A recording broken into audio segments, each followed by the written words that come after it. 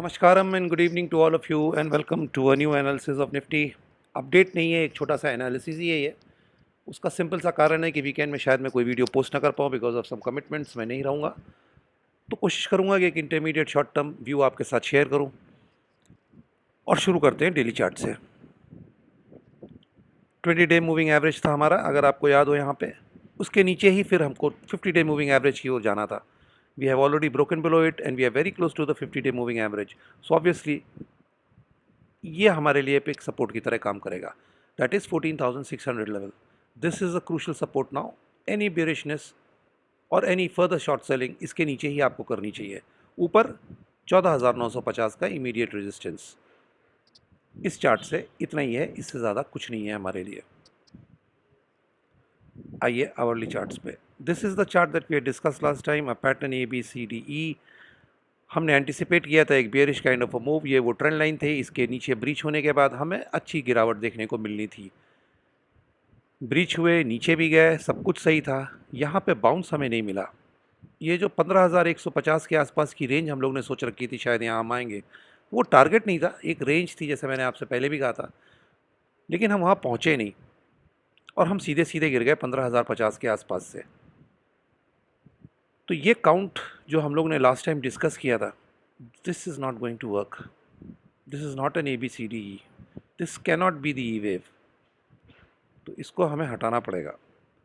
देखिए ईलेट वेव की यही खासियत है, भले ही मार्केट ने उस तरीके से बिहेव किया हो, बियरिशनेस थी मार्केट में, हम नीचे गए, हमने नीचे की स्ट्रेंड लाइन को भी ब्रेक किया, लेकिन चक्कर क्या है कि वो चीज़ नहीं हुई जो होनी चाहिए थी।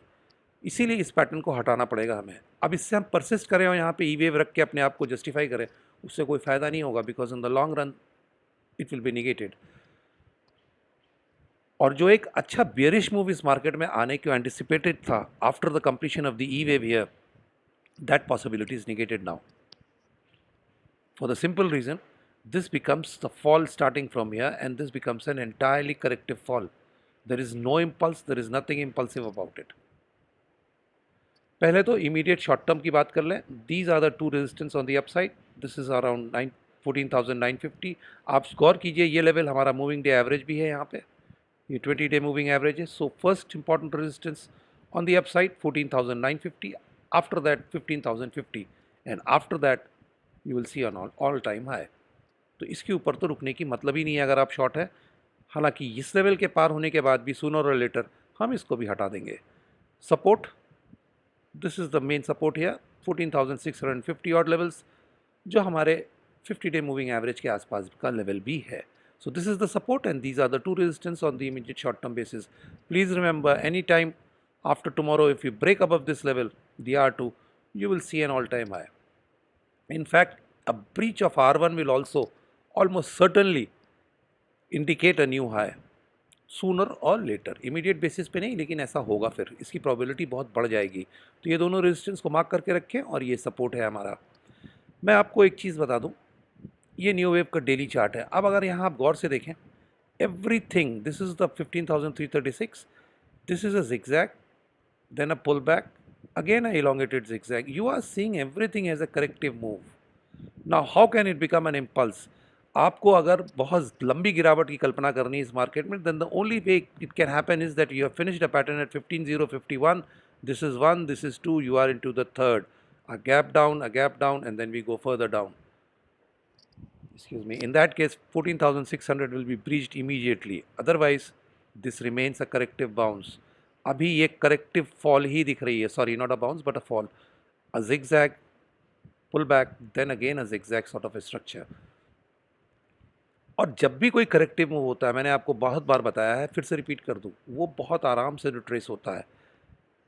तो this fall if you see from here is entirely corrective, but if on the longer term time frame this has to go further down, break below 14,600 and go further below, then this is the point from where the fall has started, and this becomes 1, this becomes 2, you are in the third wave, you should have a gap down and move further down. That is the only possibility. So in that case, R2 becomes very important resistance. That is why I have labeled R2 and R1 as two resistances, and this is the support.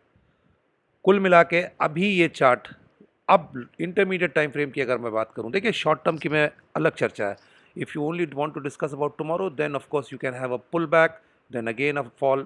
That's not an issue.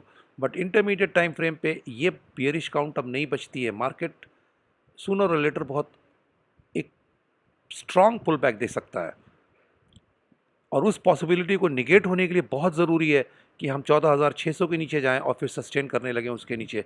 Then we will start the count from here 1 2 and we will go for the third. But अभी वो least probable count दिख रही है. The most probable count that seems possible is this fall has started from here and this is a corrective fall. There is no impulse in this, as you can see everything is corrective.